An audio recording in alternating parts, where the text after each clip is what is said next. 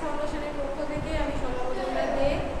আপনাদের প্রতিবারই আমরা বলি, যখন আমাদের মেলা শেষ হয়ে যায়, আপনারা দেখেছিলেন আমাদের জামা কাপড়ের সম্ভার আমরা কত রেখেছিলাম, ইভেন ঘুরিয়ে দেখা এমন কিচ্ছু নেই। তারপরেও দেখুন আমাদের দিদিরা এখানে বসে আছে। প্রতিবারই আমি জানি যে পরে যারা আসবেন তারা কেউ কিছু পাবেন না, তাই আমি সাইড করে রাখি, তাই জন্য আমি এদেরকে দেবো।